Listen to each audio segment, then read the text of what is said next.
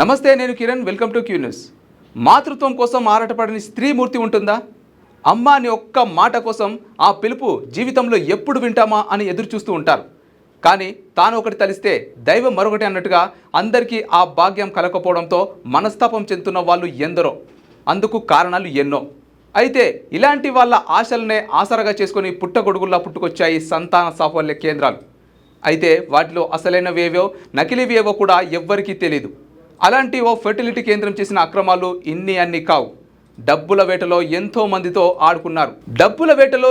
మందితో ఆడుకున్నారని ఆరతీస్తే కళ్ళు బైర్లు కమ్మే నిజాలు బయటకు వస్తున్నాయి.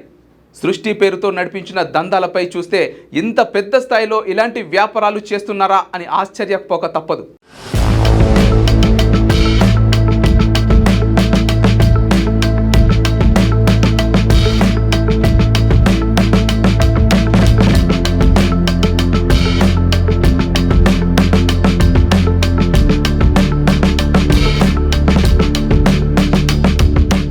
సృష్టి ఫెర్టిలిటీ కేసు దర్యాప్తులో సంచలన విషయాలు వెలుగు చూస్తున్నాయి. సరోగసి పేరుతో పెద్ద ఎత్తున పిల్లలను విక్రయించినట్లు పోలీసులు ఇప్పటికీ గుర్తించారు. అయితే కస్టడీలో డాక్టర్ నమ్రత నుంచి కీలక ఆధారాలు సేకరించారు.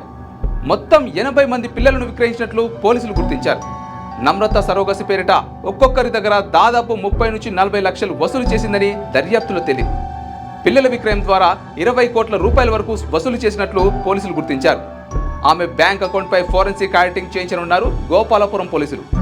నమ్రత ఆస్తులకు సంబంధించిన వివరాలు ఇవ్వాలని స్టాంప్స్ రిజిస్ట్రేషన్ అధికారులకు లేఖ రాశారు. మరోసారి ఆమెను కస్టడీకి ఇవ్వాలని కోర్టులో పిటిషన్ దాఖలు చేశారు. దీంతో ఇవాళ నమ్రత కస్టడీ పిటిషన్పై సికింద్రాబాద్ కోర్టులో విచారణ జరగనుంది.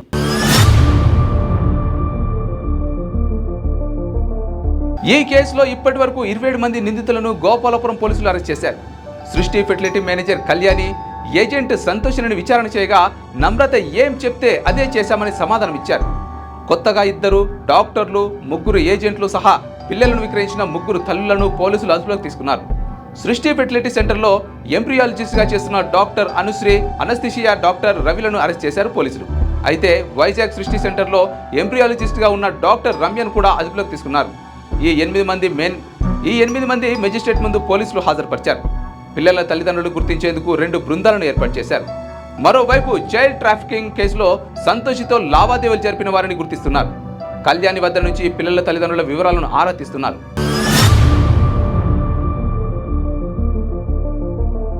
గ్రేటర్ హైదరాబాద్లోని ఫర్టిలిటీ సెంటర్లు తనిఖీలు చేసిన అధికారులు వ్యవస్థలో జరుగుతున్న లోపాలను గుర్తించారు. సృష్టి ఫర్టిలిటీ ఘటన తర్వాత రాష్ట్ర వ్యాప్తంగా తనిఖీలకు ప్రభుత్వం ఆదేశాలు ఇచ్చింది. దీంతో డిఎంహెచ్ఓల పర్యవేక్షణలో ఏకంగా 35 ప్రత్యేక బృందాలు హైదరాబాద్లో జల్లెడపట్టాయి. ఫర్టిలిటీ కేంద్రాలు, గైనకాలజీ క్లినిక్లపై రైడ్స్ చేశారు. రూల్స్ పాటించని కేంద్రాల వివరాలను రిపోర్ట్ రూపంలో తయారు చేశారు. ఆ నివేదికల ఆధారంగా నోటీసులు ఇచ్చేందుకు అధికారులు రెడీ అయ్యారు.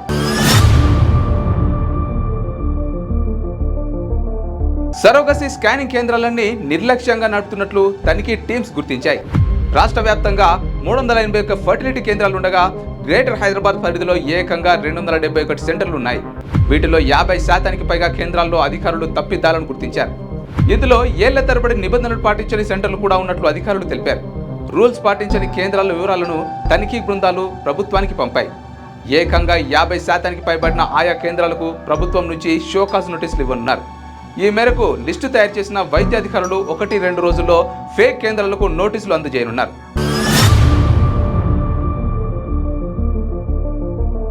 ఫర్టిలిటీ సెంటర్లో స్కానింగ్ నుంచి రికార్డుల వరకు తప్పుల తడకగా ఉన్నట్లు అధికారులు గుర్తించారు. మాన్యువల్గా మెయింటైన్ చేసే రికార్డులు, ఆన్లైన్ పోర్టల్కు చాలా వ్యత్యాసాలున్నాయి. స్కానింగ్లు, ప్రెగ్నెన్సీ వివరాలు, సరోగసి డీటెయిల్స్, బేబీ, మదర్ వివరాలన్నీ తప్పుల తడకగా ఉన్నట్లు పరిశీలనలో తేలింది. కొన్ని ఫర్టిలిటీ సెంటర్లలో ఎంబ్రాలజిస్టులు, రేడియాలజిస్టులు లేకుండానే నిర్వహిస్తున్నారు. రిజిస్ట్రేషన్ చేసే సమయంలో పొందుపరిచిన రేడియాలజిస్టుల పేర్లను చూపుతూ ముందుకు సాగుతున్నారు. ప్రస్తుతానికి ఆయా డాక్టర్లు, టెక్నికల్ స్టాఫ్ లేకున్నా వాళ్ళ పేర్లతోనే కొన్ని కేంద్రాలు సజావుగా నడుస్తున్నాయి.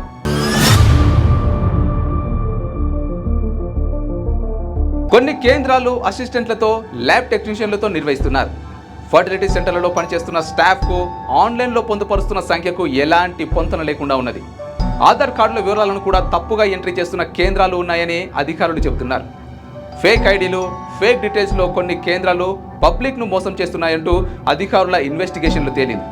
ఈ కేంద్రాలన్నీ అన్ని జిల్లాల్లో ఏజెంట్లను పెట్టుకుని పబ్లిక్ను గురిడి కట్టించేందుకు నిత్యం ప్లాన్ చేస్తున్నాయని అధికారులు గుర్తించారు. పీసీఎన్టీడీ టీడీ యాక్ట్ ప్రకారం స్కానింగ్లు, గర్భిణీల వివరాలు తప్పనిసరిగా ప్రభుత్వం అధీనంలో ఉన్న పోర్టల్లో ఎంట్రీ చేయాల్సి ఉంటుంది. ప్రతి నెల తప్పనిసరిగా వైద్యాధికారులకు నివేదిక పంపించాలి. చాలా కేంద్రాలు ఏళ్ల తరబడి వీటిని పక్కకు పడేశాయి. ధనార్జనే ధ్యేయంగా ముందుకు సాగుతున్నాయి. ఇక సెంటర్లోని అధికారులు ఈ కేంద్రాలకు పర్మిషన్లు ఇచ్చే ఆఫీసర్ల మధ్య రహస్య ఒప్పందాలున్నట్లు అధికారులు తమ రైడ్లో అంచనాకు వచ్చారు. నిత్యం వైద్యాధికారుల నుంచి మానిటరింగ్ లేకపోవడం వల్లే ఇలాంటి కేంద్రాలన్నీ ధైర్యంగా ప్రజలను మోసం చేసేందుకు ప్రయత్నిస్తున్నాయి. ఇలాంటి సమస్యలు, నిర్లక్ష్యం ఉన్నాయనే విషయాలను స్పష్టమైన వివరాలతో తనిఖీ బృందాలు తమ నివేదికలను ఉన్నతాధికారులకు అందజేయనున్నారు. ఆ తర్వాత నోటీసులు ఇవ్వనున్నారు.